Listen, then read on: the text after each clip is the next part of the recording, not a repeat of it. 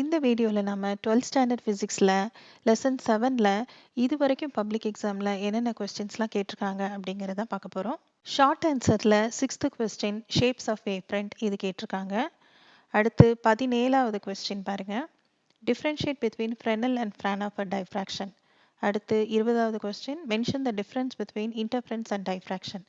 இந்த ரெண்டு கொஸ்டினுமே ஒரு சில நேரம் 2 மார்க்ஸில் கேட்பாங்க, ஒரு சில நேரம் 3 மார்க்ஸில் கேட்பாங்க. அதனால் நம்ம எப்போவுமே இதில் 3 பாயிண்ட் படித்து வச்சுக்கணும். அடுத்து 30வது question state and obtain Malus லா.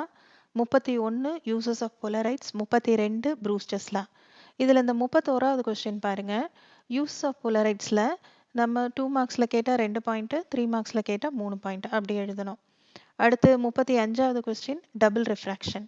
இதெல்லாம் தான் 2 மார்க்ஸில் கேட்ட கொஸ்டின். 5 மார்க்ஸில் 4வது கொஸ்டின் யங்ஸ் டபுள் ஸ்லிட்.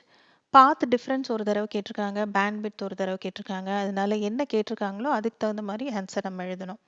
அடுத்து 7th question diffraction at a single slit, condition for nth minimum. 12வது question simple microscope, equation for magnification, near point focusing and normal focusing. 13வது question compound microscope, equation for magnification. அடுத்து 15வது question astronomical telescope. இதோட சேர்த்து நமக்கு booking கொஸ்டினில் page number 84ல் இருக்க Brewster's லாவும் கேட்டிருக்காங்க. ப்ராப்ளம்ஸ் பார்த்தோன்னா பேஜ் நம்பர் 60ல் எக்ஸாம்பிள் 7.3, பேஜ் நம்பர் 75ல் எக்ஸாம்பிள் 7.12, பேஜ் நம்பர் 85ல் எக்ஸாம்பிள் 7.17.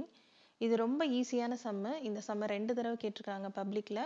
அடுத்து எக்ஸாம்பிள் 7.18. அடுத்து எக்ஸசைஸ் ப்ராப்ளமில் இந்த ஃபர்ஸ்ட் ப்ராப்ளம் கேட்டிருக்காங்க.